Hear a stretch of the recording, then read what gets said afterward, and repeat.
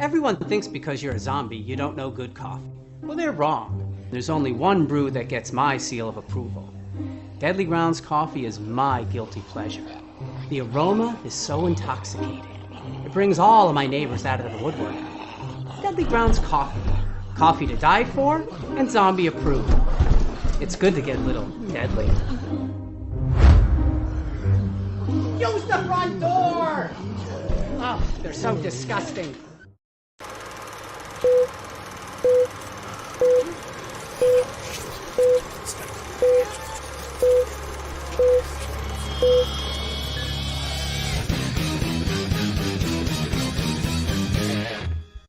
Hey everybody, it's Tuesday night, which means it's another live Wicked Horror Show. I'm Kevin, and as always, I'm joined by Tony Has Nine Fingers. What is going on, people? And the 13th Wolfman. We haven't seen you in a while. What's up, Wolfie? Oh, everybody! Yeah, I'm here. I had to be here for this night because exactly. Yeah, and we have Angel from That Strange Show. What's going on, Angel? What's up, my people? Yeah, your people. And I just want to introduce a very special guest. I had the pleasure of talking with her a little bit over on all our yesterdays, the show that R.W. Martin is running. I was more than happy to be like, hey, you want to jump over to my show too? And she thankfully obliged. But we have Wolfie. Do you want to do the interview? The introduction. We have Catherine Mary Stewart. If you don't know who she is, she was in Night of the Comet, Beach Girls, Mischief. Here she is, Catherine Mary Stewart. Hey, what's up? Thank you so much for coming on. We definitely are excited. It's been one that we deal with a lot of like up and coming, movie makers and stuff like that. There's nothing wrong with that, and we like to pepper in some icons, and I would put you in that category. So we were lucky. Way back when we first started doing this, we were lucky enough we had your co-star Kelly on. Oh, you did? Oh, very cool. Isn't she great? Yeah, she is so awesome.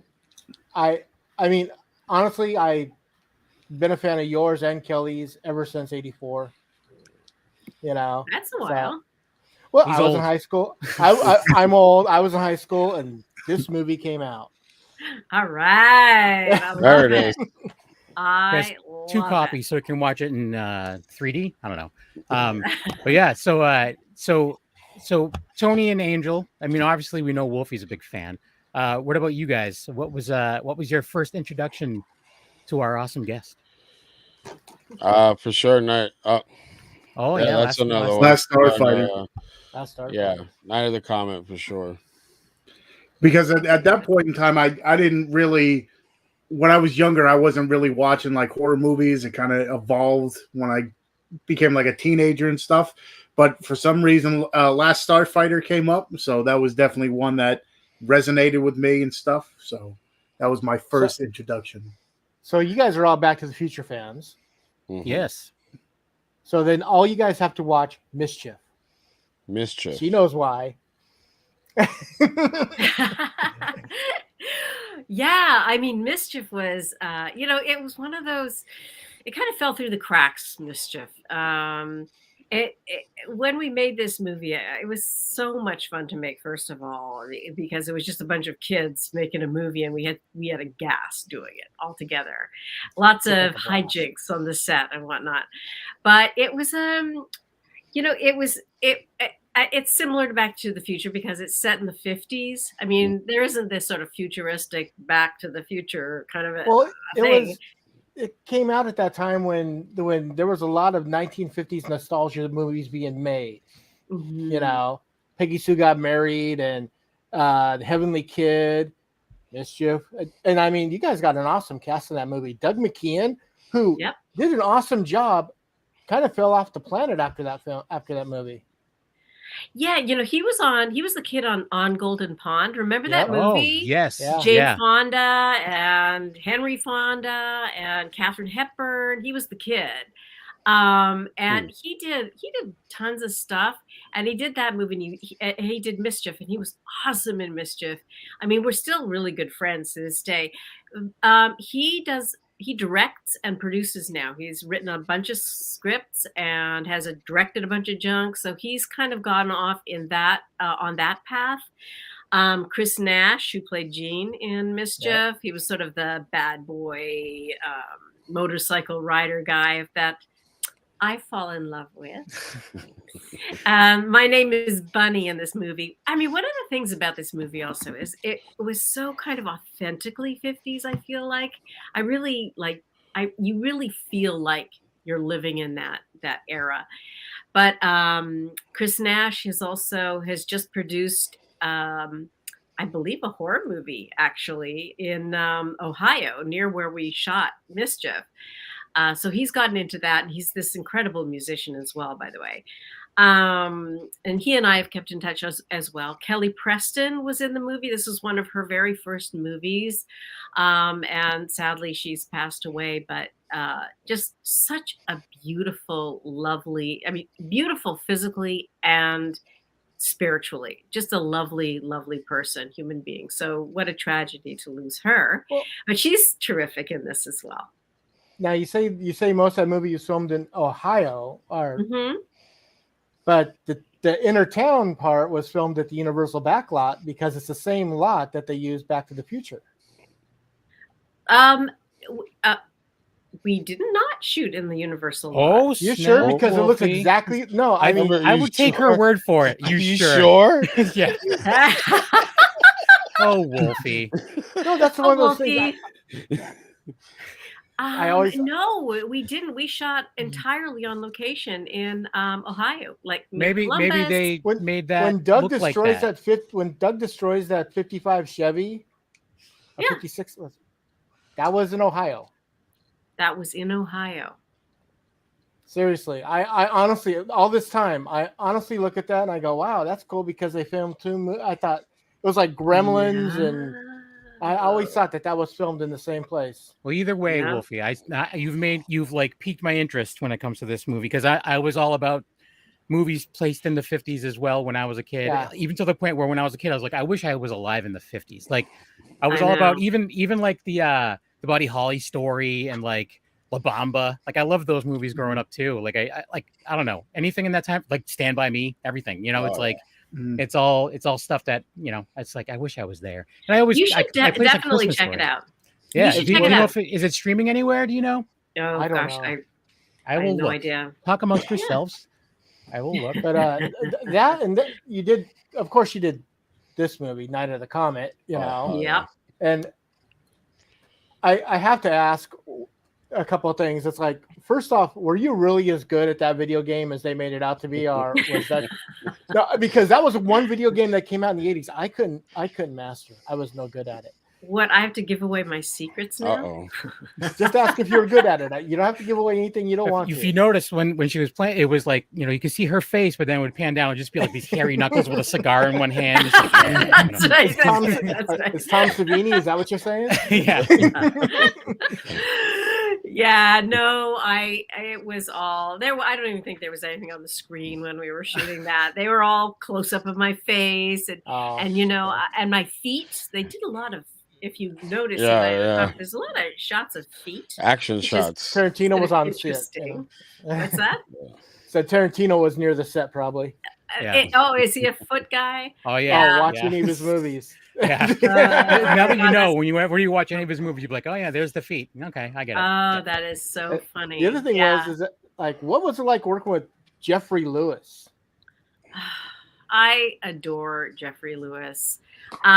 He's just he was one of those magical actors that you just, those eyes, first of all, you just kind of, they were so blue and they were just like laser beams, but he was the sweetest, kindest guy. And it was just such a pleasure to just watch him work, if nothing else. But I adored Jeffrey Lewis. I love him. He's one of those actors that could just fall into any role. And you would swear to God, he's been, a mechanic, or next thing you know, he's a lawyer. You're like, he obviously learned law because, well, he's he's that good of an actor.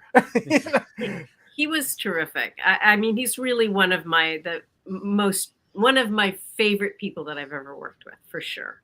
Nice. Yeah, just real quick, I just want to point out that we have a couple people in chat room that are saying hi. I was having things posted up, but we have Alfredo saying hi. We have J-Man saying just here to show some support. Sergio saying hi. R.W. Martin, who you did all our yesterdays with, he wanted to make sure that I said hi.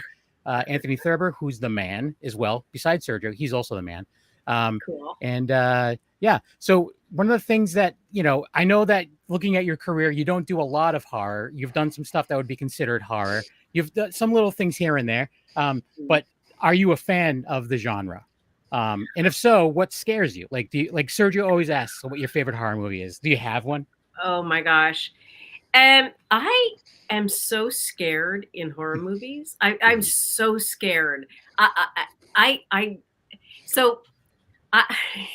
When I go to a horror, my husband really likes horror movies, and so he goes to quite a few of them. But I don't go to a lot of them because I know I'm going to be scared, and it's just like I'm the person in the audience screaming at the top of my lungs. And then, like the other day, we went and saw Nope. You know that movie? Yes, I want to see it. It's leaving the theater that is playing in my area. It's leaving on Thursday, and I have a show Thursday night, so I can't go. No. Was it good? What'd you think? I have mixed feelings about it, but there were this actually might have been one of those previews before Nope came on. Actually, I forget what it was, but it was like I just was like, oh my God, no. And I just buried my face into his shoulder and Nope it was interesting, but I don't know. I hate to say it because I know there's so much sort of integrity in there, all that stuff behind it. But it was different. Sort of, it had some different kind of twists and interesting cast for sure.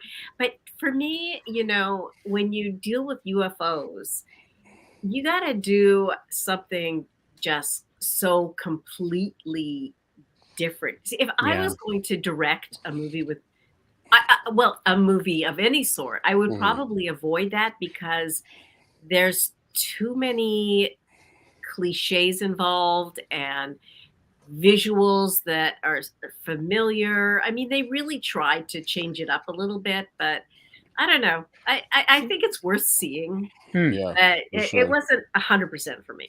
Well, that's the thing is that I'm gonna see it at some point because I watch like anything I can, and I mean, don't get me wrong, there's a lot of stinkers out there, but I mean, I can always find something. I can always find something redeemable in a lot of movies. Like whether it may not have anything to do with the story, may have nothing to do with the acting. Maybe it's like the camera, like just the cinematography or something like that, or maybe the soundtrack or something like that. So I always try to find a positive. J-Man, J-Man's pointing out that he's showing his age, but he recalls that you playing Kayla Brady on the soap Days of Our Lives. Yes, that's correct. So I was the original Kayla Brady. Kayla Brady is still on that show. She's been on that show for like 40 years now. Oh, wow. But I was the first one. And I just, as a matter of fact, I was still shooting Days of Our Lives when I got The Last Starfighter. So I was kind of doing both shows at the same time, just briefly. But I was on it for 2 years, and I was unceremoniously disappeared. So Kayla Brady started out as this young, sort of innocent, virginal nurse that, you watch her grow up a little bit. And she and I forget even who my roommate was going to be, but we got this apartment together, and I walked up the stairs. I'm just going to check out the bathroom or something like that. And I never came back. Like, wow. It's like, I never came back. That's crazy. That's it. I was going to say, what is it? One of those situations on like The Simpsons where they never age in 40 years or something like that? Yeah. Like I never watched a show. You finally come back and like, wow, you look a little different. It's a completely different actress. That may have been around the time my mom, I think it may have been something to like keep me busy so I wouldn't get as much trouble, but she would make me record her soap operas, and she wanted me to take the commercials out. So I would have to sit there and like pause it. But every time I would pause it, I would flip it over to Nickelodeon and I would watch Leave It to Beaver or whatever. And then I would forget and be like, oh my God, I'll go back and like, she wasn't a 4-minute gap. Oh yeah. Anything could have happened in 4 minutes. Anything. Where's Kayla? Yeah. She just went to the bathroom and she came back a different person. I don't get it. A completely different physical human being altogether. Yeah. And the guy who played my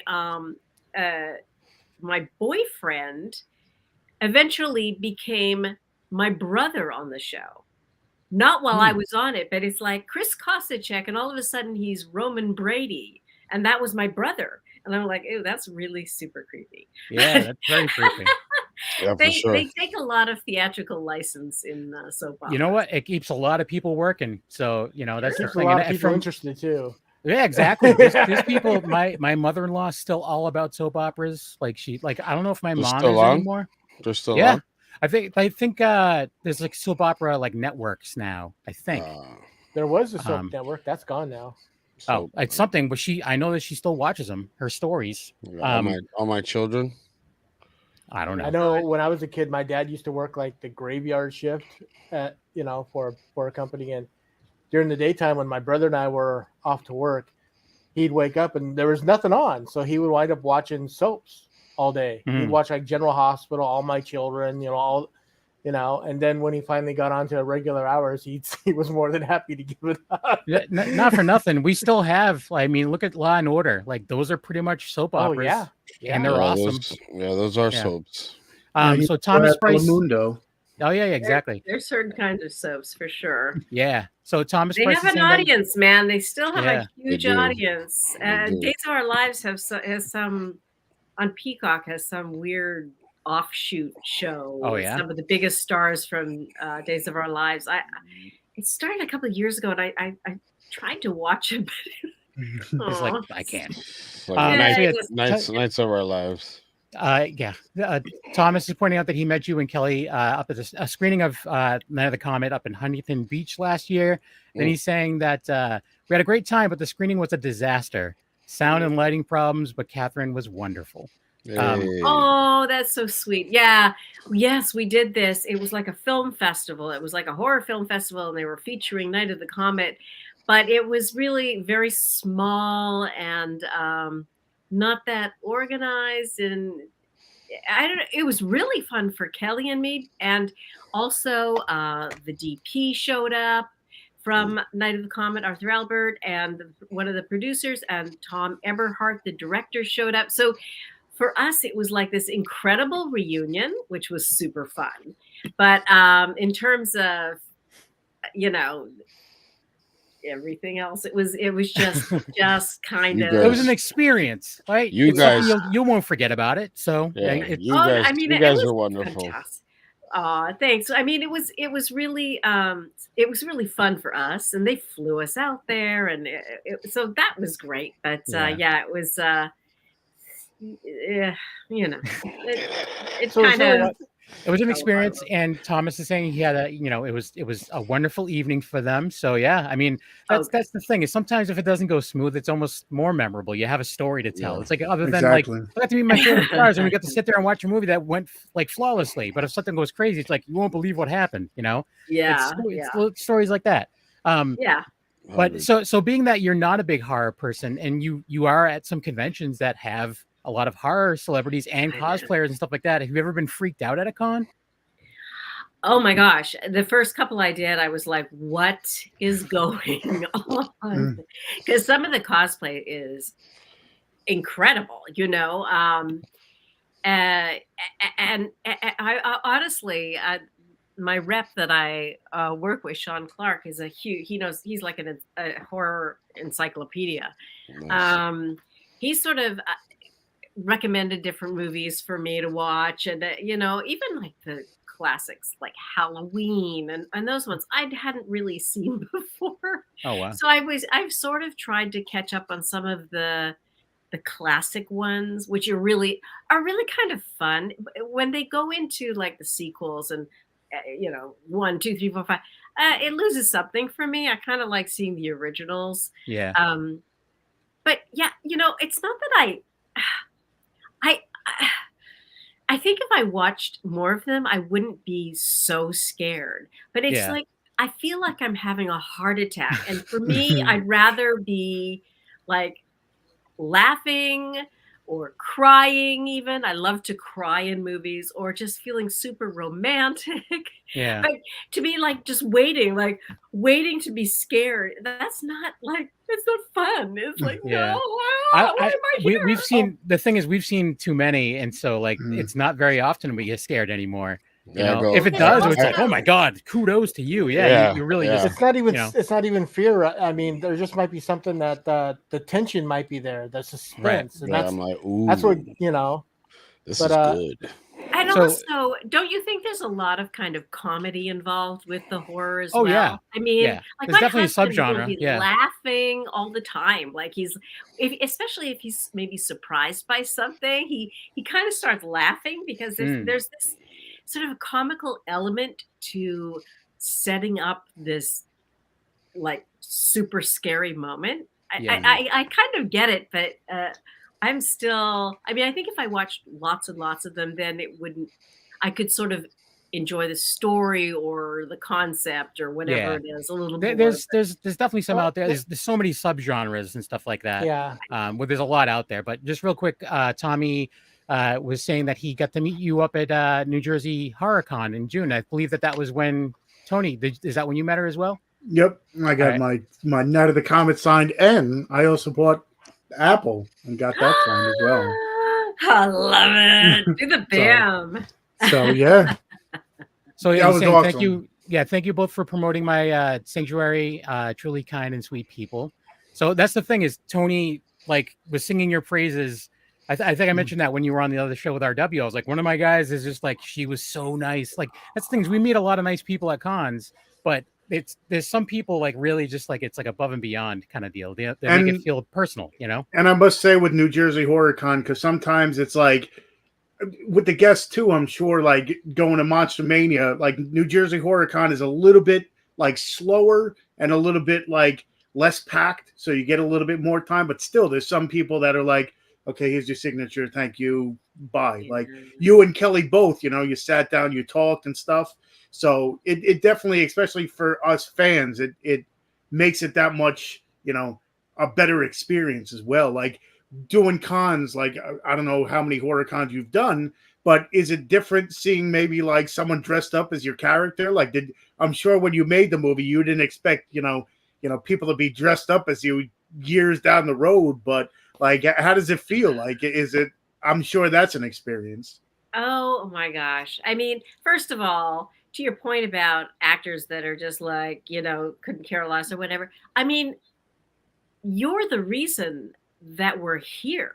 I mean, and to just sort of take fans or, you know, enthusiasts or whatever just for granted and like as though it's a pain in the butt for you to do. I just can't understand that, first of all, because the only reason we're here is because of the audience, and then hopefully you know create some sort of a following or fandom or something like that. And so I mean, it has to be acknowledged and it has to be appreciated for Pete's sake. I think some people are just jaded. I think they maybe do it too much, and it's just like, you know, there's definitely been some people that I'm just like, they're just putting everyone off. Yeah, I mean, stop doing it.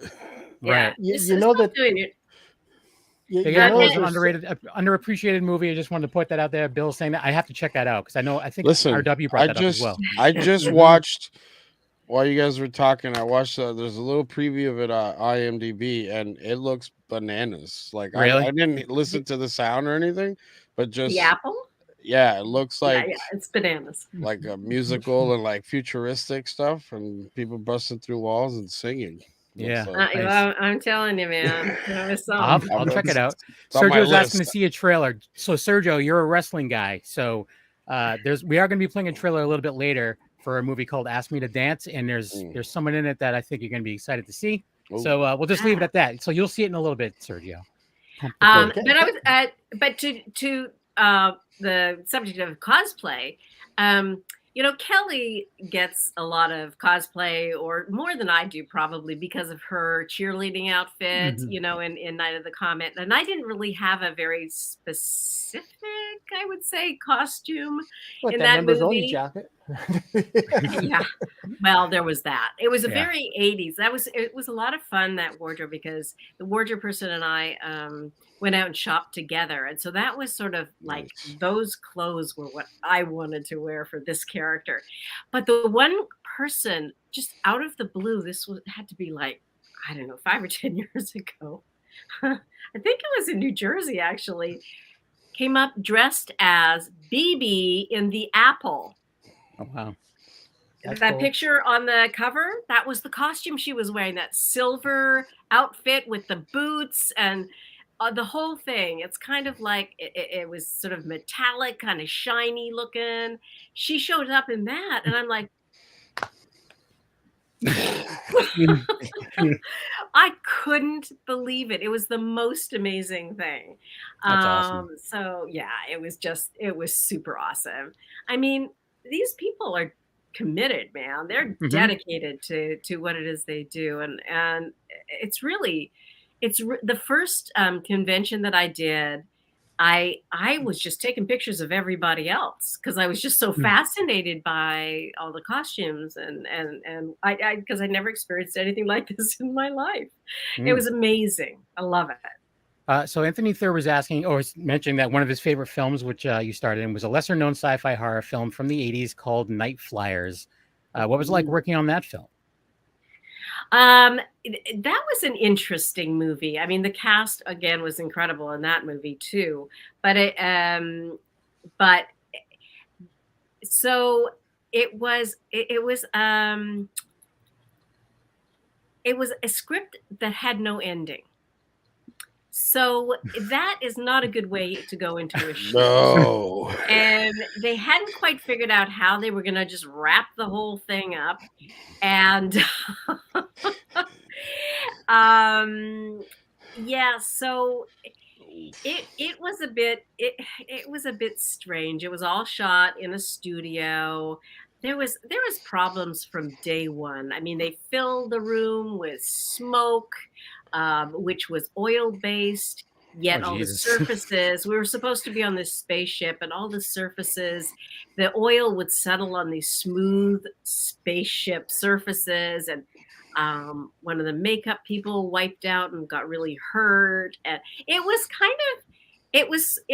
fun in a sense, because it was really different, really this sci-fi movie, but it was kind of a disaster from the start. And sometimes those are the fun ones, right? Exactly. You kind of watch it and you go, so what is this about? Wow. Yeah. Dude, the synopsis for Night Flyers was, oh man. It says Professor hires a spaceship to get to the source of weird signals from deep space. The trip is cut short, however, when the ship's computer gets jealous because the captain is in love with one of the female passengers, and it gets homicidal. Oh wow. Exactly. Little 2001. Yeah, it says writers George R.R. Martin and Robert Jaffe. That's right. It was a novella, George R.R. Martin novella.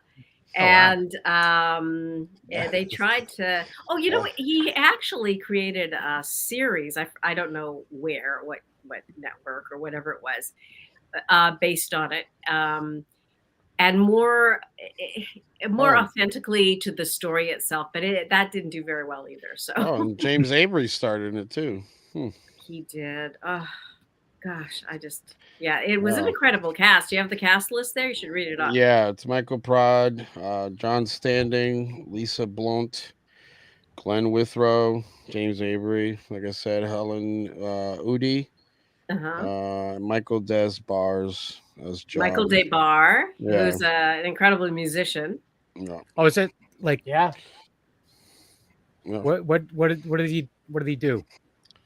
He was a singer in a rock and roll band back in the 70s, and he played Murdoch on 8 episodes of MacGyver in the 80s. Okay. And he was on the new WKRP. Mulholland Drive. There you go. Commando. Maybe WKRP is all. I was all about that. So, like you were pointing out how that one was kind of a mess, and like there's been times I've like met actors and stuff like that. I'm like, oh, tell me about this, and they're like, you like that piece of crap? I'm like, yeah, I do, It's great, and they're like, all right, well, and then like, well, that's the thing. I mean, it's all so subjective what we do, no matter what. I mean, I'm just talking about my experience on the show itself. I actually got a real kick out of the character because she was supposed to be sort of half robot, half human. So that was an interesting challenge, balancing all that. And the costumes were supposed to be very futuristic. And yeah, I fall in love with a hologram who's actually the son of the ship, who's a living being somehow and hooked up to the ship. And so the ship is sort of an organic creature. And that's where the whole judge. So I fall in love with the son of the spaceship, basically, which is an organic creature. Yeah, no drugs involved. And that's why she gets so homicidal, because she's like, nobody will love my son. But we literally have these scenes together where he's a hologram. And because he can't, he sits in a little pod and he can't move. I forget why. So it's kind of funny that he watches The Last Starfighter at least once a year. There's a long list of movies I watch once a year as well. So that's awesome that The Last Starfighter is one of them. I rewatched it before we did the show with RW, and I was like, why don't I watch this more often? Because it is really good. Like we done it for a show that I used to be part of, and I don't know. Like I was telling those guys, I'm like, you guys are gonna be jealous, but she's coming on my show now too. They're like, what? So they can be jealous all they want. Anyways, but so that's the thing too, is like, do you like, is it shocking to you that maybe some of the projects you have found as much love as they have? Especially if it's, ones that you may think may not have been great. I mean, obviously Last Starfighter is fantastic. And obviously, Weekend at Bernie's. Yeah. It's weird when you, especially at that time, it was the 80s. I was young. I was working a lot. It was sort of like you did one project and then you kind of went right to the next project. I mean, I did The Last Starfighter, followed right with Night of the Comet. Then the next thing was Mischief, and then I did a whole bunch of television stuff, and then Weekend at Bernie's. So you finish a movie and you kind of move on to the next thing. It's not, you don't spend a lot of time. I don't think anybody ever does spend a lot of time. Well, maybe they do nowadays. I don't know. But thinking about, this is going to be huge, or 30 years down the line it's going to be still really popular, or something like that. I mean, the experience on the movie, the Last Starfighter, for instance, was a wonderful experience, and I think that probably comes through in the movie. There's all these different elements that you can attribute to the success of a movie. Part of it is a really happy working environment. I think the audience can pick up on stuff. Yeah, like that. We've actually talked about that quite a bit. Like there's a group of actors and actresses and filmmakers in general that we see like kind of traveling around, like making movies all over the country, like lately. And they come on all the time. They come on a bunch, and we're calling them like the new Rat Pack, because it's like they just all work together and they're making really cool stuff. And they're all friends, so it's like it comes across like they're all comfortable with each other, and it's obvious, so that does play into it for sure. I think that does play into it, sort of subconsciously, if nothing else.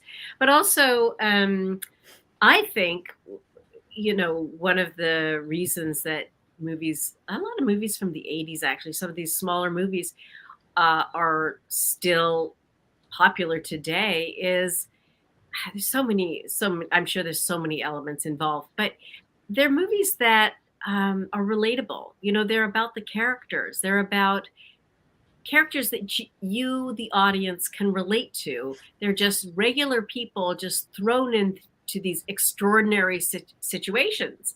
And it allows the audience to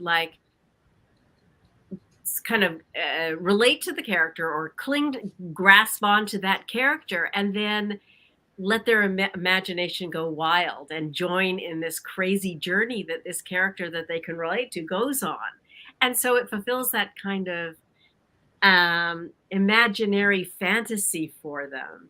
And so many times also, like in The Last Starfighter, it's an inspiring. I mean, it's an inspiring message that, you know, you've got to take advantage of these opportunities when they present themselves, as crazy as they might seem, or then otherwise you won't go anywhere. You've got to step outside your comfort zone, you know? Yeah. I think, some people are not too apt to do that. Like that's, I mean, the fact that you've been able to like kind of dip your toes in multiple genres of movie. I mean, there's a lot of, I mean, for as much as I love horror movies, there's a lot of horror actors and actresses that's pretty much all they do. And they don't, some of them don't even try to do other things. And like, I kind of would wish they would. But you know, when they do, it's like, it's awesome. But talk about, so Thomas is actually afraid to step outside their comfort zone, you know, that when it comes to like the actors, as are so many people. And that's what's so great about going to the movies. You can let your imagination go crazy if it's not what you're living, I guess. Right. I can sit there, I can totally just be like, oh, you need to step out of your comfort zone. Meanwhile, I would never. Like you step out of your comfort zone. I don't know where he went, but you were talking about stepping outside your comfort zone. One of the things you've done is probably one of the most disturbing films of the 2000s. The Girl Next Door. I don't know what happened. I'm sorry, guys. There you are, Peter. There I are. But yeah, what I was saying before, I was so dramatically hit the mouse and kicked myself out of the room. No, I was saying I step out of my I'm afraid to step out of my comfort zone for anything, you know. So it's I can't really be like, you need to do this because I'm terrified and you know whatever. You do it. Well, you're doing this. This is pretty fun. Actually, you know what? I started doing this because I was told by my job that I needed to be more comfortable talking in front of groups of people. Oh, interesting. Like that's why I started doing it. And but I don't work there anymore. Probably made you well, there you go. You stepped outside that comfort zone. But then again too, like from there I started moderating at like panels at conventions and stuff like that. So that was stepping out of my comfort zone as well. But there you go. You know, whatever. But so Thomas is pointing out that you were also on Knight Rider, which is pretty awesome. Yeah. And he's asking if you were surprised that the success of Weekend at Bernie's. I remember I really wanted to be a part of that movie because I hadn't really done a comedy like that before, this sort of slapstick comedy, and the people that were involved, Ted Kotcheff is just an awesome director, and Jonathan Silverman and Andrew McCarthy and Terry Kaiser. I knew that there were some really great people involved with it, and so I really wanted to be able to do it, and I was asked to come in and read with Jonathan Silverman, with Ted Kotcheff and Jonathan Silverman. So I went in and I was all excited and I felt like I completely screwed up. I was just like, oh my God, the one movie that I really wanted to do, I screwed it up completely. And I called my manager immediately and I said, please tell them I want to come back and try again because I think I screwed it up and blah, blah, blah. Well, as it turns out, I got it. Nice. But having said that, when I read the script, it all looked really great all around it. But the script itself, dealing with some dead guy being dragged behind a boat and, going up and down the shore, like, with the tide. And I was like, this is kind of gross in my mind. Hilarious I was like, at the same time, yeah. I couldn't see the humor in it until, of course, after it was done. So yeah. So I was a bit hesitant about that part of it, but how wrong was I in that? Yeah, that one's how funny is it that Terry Kaiser gets to make two movies where he barely says anything? Yeah, easiest roles. I'm sure. Well, I'm sure they weren't that easy, but I'm sure they were not. Yeah, when we interviewed him, he talked about how he came up with the smirk like one night, like before they were gonna start shooting. Like he was just like looking in the mirror and then like how would a dead guy look getting dragged around the beach and like he's like, then he came up with the little smirk there. He was like, that's what I'm gonna do. Yeah. And that works so great. I mean, honestly, you say it couldn't have been that hard because, well, he didn't have to say a lot of stuff, so he didn't have to memorize a lot of lines. Right. But body acting. But you know what? When he's on screen, everybody looks at him. That is the sign of a great actor. Yeah. I mean, true. yeah, that whole idea that he came up with this look. Yeah. I mean, that's what acting's all about, really creating the character and making it interesting and compelling and something that people want to watch. As hilarious as it is, it's so important. It's like in The Last Starfighter, Daniel Hurley, he was just covered in rubber prosthetic, yet and it barely moved, you know, and he did the same kind of a thing. He stood in front of a mirror and figured out different expressions that would be interesting to look at, because otherwise he just would have been a rubber face. So when you look at him, he has the shrug in the shoulders. There's so much going on in his eyes. He does the laugh thing that he does. That's all stuff he created himself. And it's the sign of an incredible actor. Yeah. An incredible actor who, That's where like live theater acting comes in, because they have to learn to emote and send that all the way to the back of the theater, you know. So for sure. But also, but when you come in close too, and you see like the eyes, there's got to be so much going on there, and he did it, man. There isn't a lot of people that can do that. Like it's still to this day, but when they do, it's like, oh my god, like you're completely covered head to toe with like all these prosthetics, and like I feel for you. This is crazy. Like, you know, there's some people out there that are really, really just great at it. But Bill has got a great question here. He's if there's a single character in your entire repertoire that you would most like to revisit. Is that a tough one? I think it's a great question. It's a great question. Oh my gosh. Honestly, you know, there are so many characters. I always say that every job that I've ever had, I've been really fortunate in that I think that I've had a diverse career in terms of characters. So that's really super fun. But what just pops into my head immediately is there's been so much talk about a sequel for The Last Starfighter, and that's a real thing. I mean, I wouldn't be surprised if they started rolling within the next year or two on something. And they're, from what we understand, Jonathan Betchwell, who wrote the original script, has written the sequel, and he's included Alex and Maggie, the characters. So I would love to do that. What would be really interesting also is, you know, portraying Maggie 30 years later. You know what I mean? As a whatever her path in life, wherever it's taken her. Her path in space. In space. Yeah. So that would be really, really neat to do. Yeah, we would like it. We would like to see it for sure. So. I'm 100%. very, very excited about the prospect of that. Because not only are you revisiting the character, but revisiting the character after a lifetime of experience, you know, from Trailer Park to what happened that in all those years, you know, and well, that's why I think Gene and Bunny would be cool to catch up with.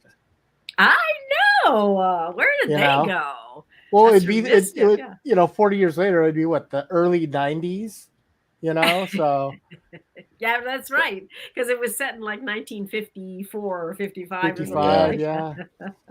But that's, you know, big hair and big shoulders. Yeah, there'd be shoulder pads for sure. Leg warmers.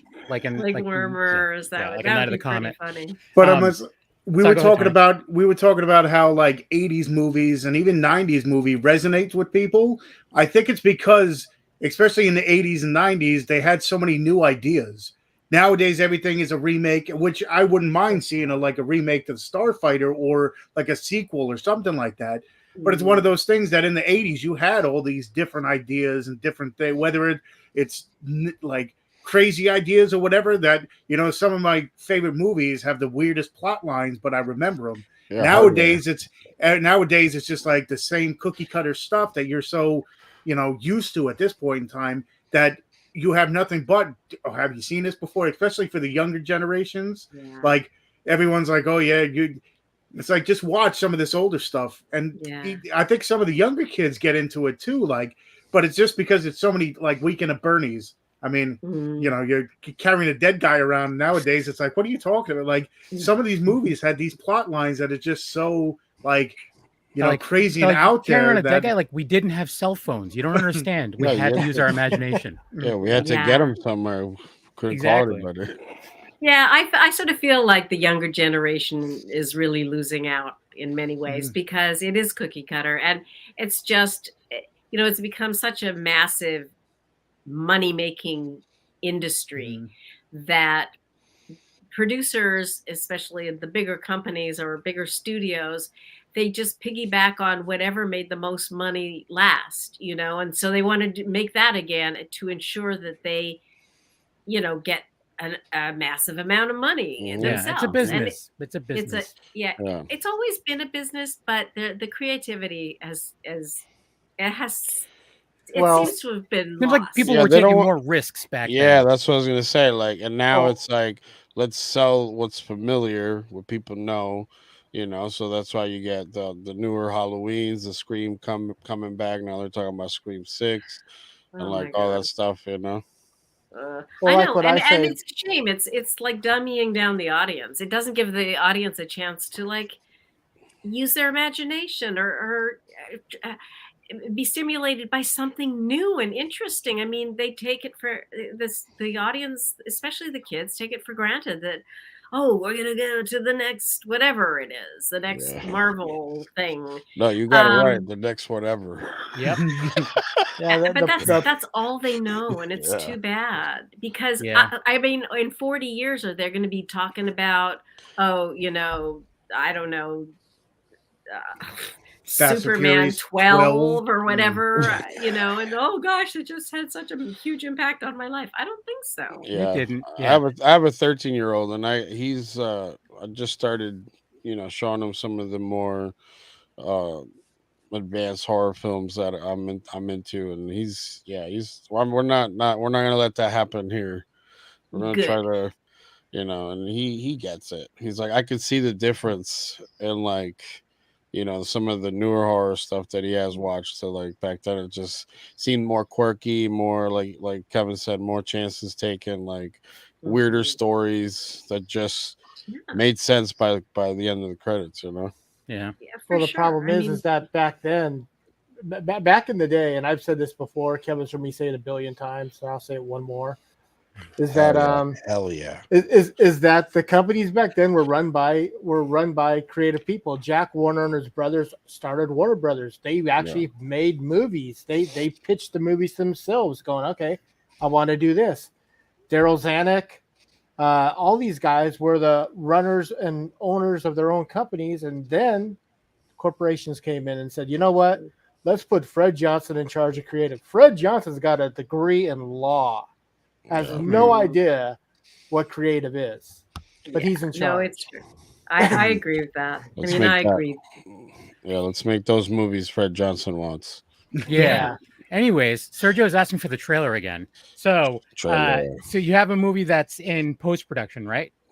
Right. I just got this notification that Ask Me to Dance has dropped, but I don't really know what that means. But there is a trailer. There is a trailer. So, yeah. So I'm looking at the cast. You have, I'm sure you guys know Mario Cantone as well. Mm-hmm. Mario Cantone is in it. Joyce DeWitt. Hello. Oh, hey. Hello. Joyce Janet DeWitt from Three's Company. Yes. So and Sergio, the person that you would know is Kurt Angle. Wrestling superstar Kurt Angle. Is in this movie as what Court Orngler. So yeah, let's play the trailer for it so that way Sergio can be like, all right, you played it now, whatever. All right, so let's play that. We'll be right back. This trailer is about a little shy of 3 minutes, so here we go. Joyce DeWitt has white hair in this, which you see us quickly. Yeah, she let her hair go white, and she was really nervous about it. But she looks fantastic. Awesome.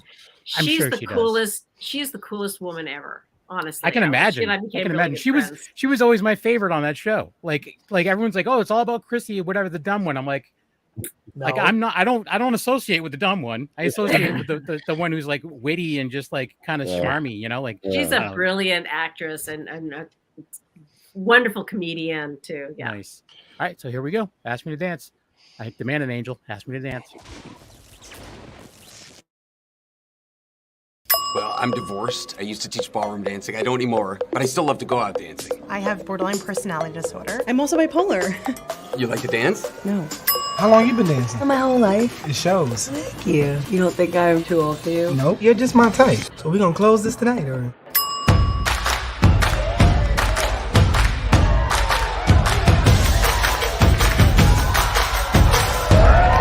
Awesome, Jack. I gotta do it again sometime. We'll see. I gotta get going. Hi. I was hoping to meet the guy that danced earlier. He was amazing. You literally just missed him. The year almost ends. Yeah, I know. It went so fast. You're going to meet the love of your life. I am? Yes. By midnight on New Year's Eve. Is that so? Did you have fun last night?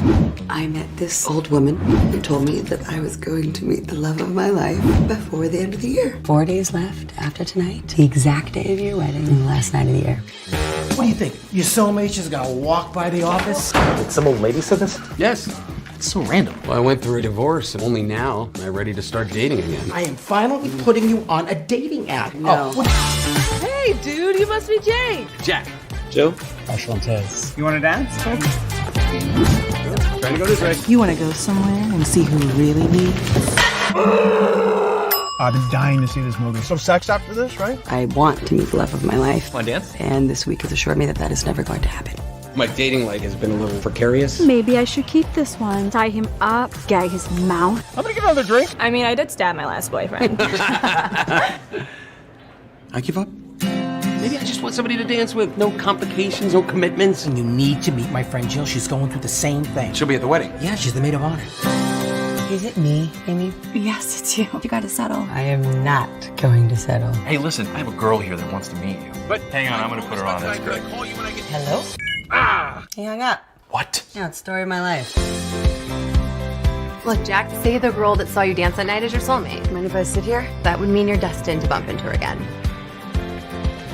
Jack, we need to talk right now. You want to bring a knife to a gunfight?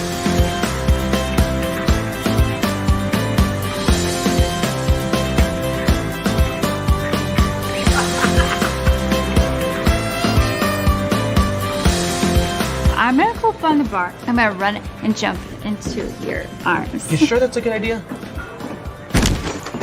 You didn't catch me. Not gonna lie, I laughed like 5 times, and I don't laugh at freaking sailors. No, this is one that I will watch with my wife for sure. Like this is one I'm like waiting to watch this one. A knife to a gunfight. You're right. She still looks amazing. She is awesome. That's as good a line as Daddy would have gotten us Uzis. Right? I know. I should have thought of that. Yeah. It's a really, really, as you can see, it's a very sweet story. Jack and Jill, Tom Malloy, who plays Jack in this, he also directed it. I've done a couple of things with him, a few things with him. And he loves West Coast swing. That's the kind of dancing that they do in this. And he's created 2 movies now. The first one was Love and Dancing, and then this one. So it's always fun to be a part of his things. Nice. He looks familiar to me too. I don't know why, but he looks familiar. Yeah. Alphabet Killer. Yep. Well, maybe. Screamers. # Screamers. Maybe. That's I think they put that out in Epic Pictures, like the Dread Central Presents thing. Oh. Now, do you know is there any information like as far as like how this is being released or like or when? Honestly, I don't know very much about it. Okay. No, I should have asked about it because Yeah, last time I spoke to Tom, he was saying they're still, trying to get it sold and all Like this other distribution, stuff. yeah. But yeah, distribution. But so I don't know the details. If I'll ask him and see if I can, maybe Sure. we can Yeah, post yeah. something or Let me know. whatever. So Sergio, yes, that was the trailer. Kurt Angle wasn't in the trailer, but he's in No, the he movie. wasn't. He is. I'm sure he shows up, throw someone through a cake or something. Yeah, exactly. Anywho, so go ahead. I did want to bring back something Wolfie mentioned way earlier about the girl next door. Yeah, I was kind of hoping we would slide by that one. That's kind of a horror movie for sure. Jack That was Ketchum. a scary movie. Jack Ketchum, phenomenal writer, and his other stuff is crazy as hell too. So like seeing this movie, because there's two of these movies. That an American Girl. Yeah, American. Yeah. Yeah. But that movie was very, I want to say, on the edge. I know when we did the screening, we screened it. A couple of people walked out because it was really heavy duty. You never seen it? I haven't seen it. Oh. Yeah, it's very heavy. It's disturbing without being really disturbing. That's the messed up part, because you're like, oh my god, that girl went through this, and that's in the back of your head. Yeah, it was based on a true story. Yeah.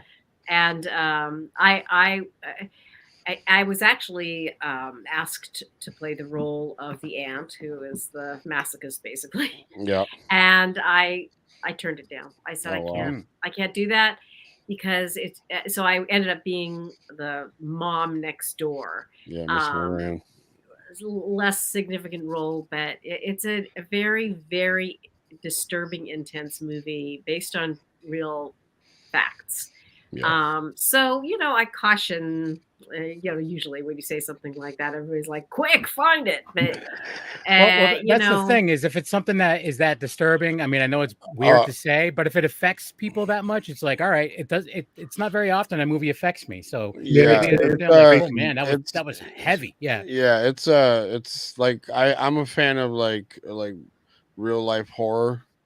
So like this is like cemented in. Yeah, I'm with Angel. I mean, it was one of those movies when I saw it, I was like, because I had heard, I like true crime a little bit, so I had heard about some of this stuff, but never really delved into it. And then this came out, and American Girl came out, and I was just kind of like, okay, this is just, there's things that are just wrong in the world. This is it. This is right. It's almost more disturbing because it's based on fact. Yeah, exactly. And to think that this girl went through, I mean, like I said, there's two movies, and each one has a different take on what happened. Yeah, and one of them, the lady that this girl's staying with is letting her kids just molest this young lady. Jeez, doesn't care. Yeah. Well, way to end the show on a high note. Sorry. No. Jeez, Louise. Sorry, go ahead. I got one question for Make Catherine. it upbeat. Sorry. Yeah, upbeat. Okay. No, seriously. I've been trying to ask this all night, but one thing I do know is that Kelly is known for the Rebels cheerleader outfit from Night of the Comet, and I think it was last year she was trying forever to get possession of that. Mm-hmm. Is there anything from that movie that you would want to have? That's a good question. To this day, I just love the costumes that I got to wear, because, like I said, I got to choose them myself. I actually I had these gray boots, little gray boots that were just really weird. They they were just different. They're kind of different because they crossed over. They had a lot of anyway. They were very strange, and I loved those, and I had them forever, and I wore them forever. And I think eventually I just wore them out. I don't have them anymore. I wish I had those. I really wish I still had those little boots.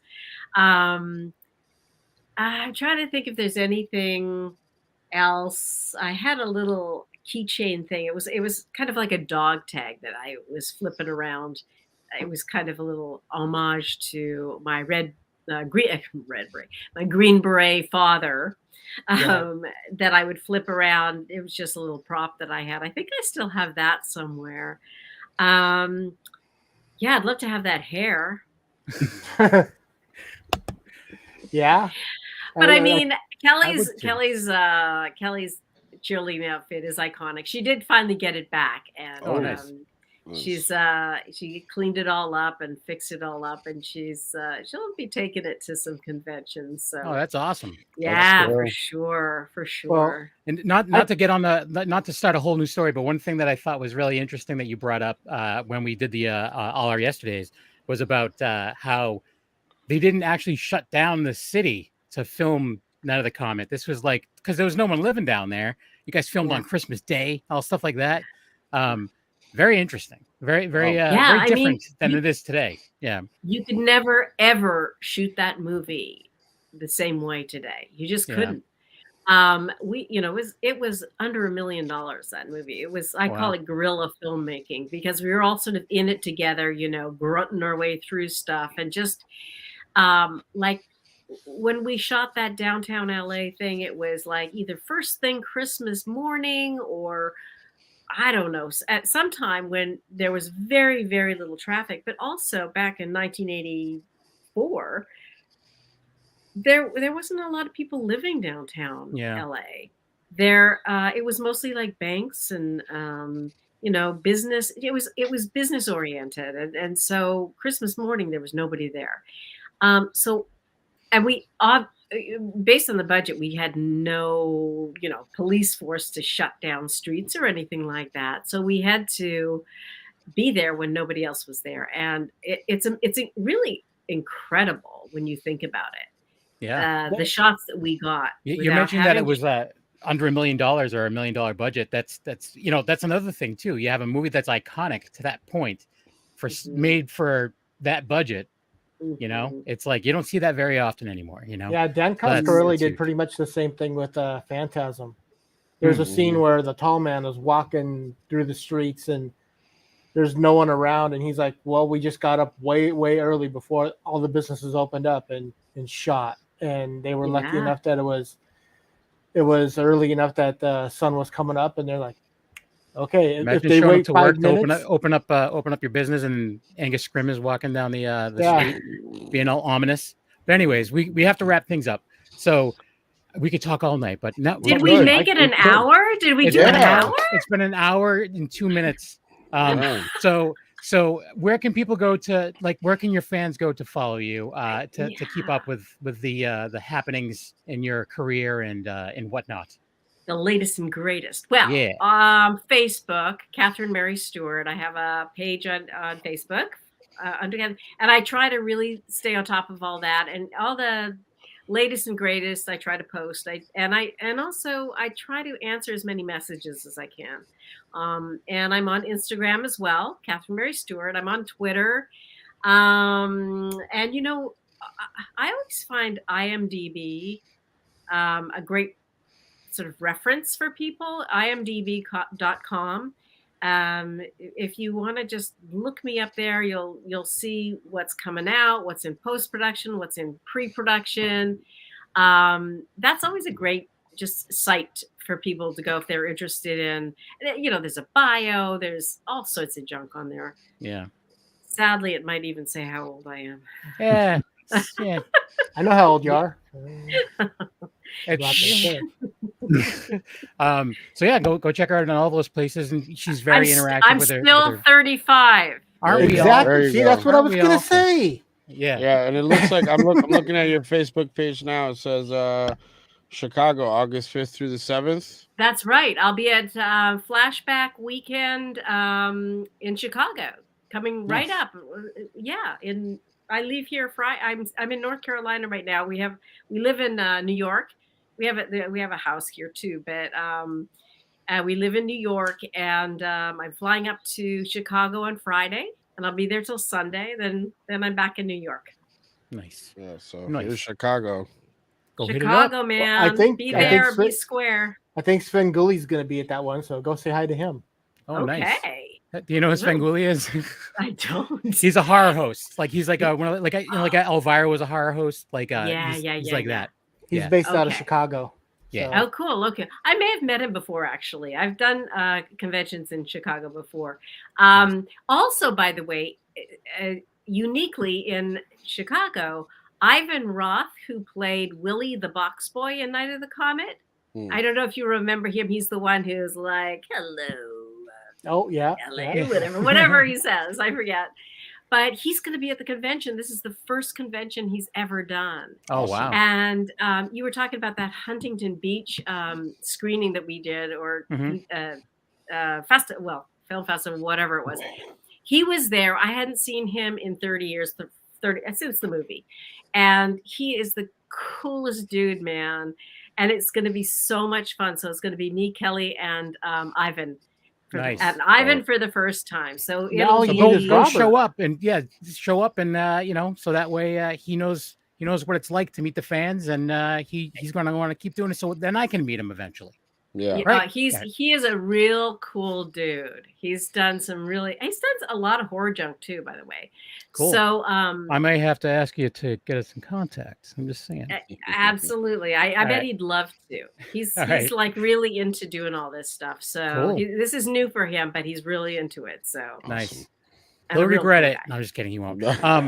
So Angel, where can people go to follow you and That Strange Show? Yeah, you can go to That Strange Show on Instagram, Twitter, Facebook, all that stuff. And go check out our newest episode where we covered Ty West X, his newest outing.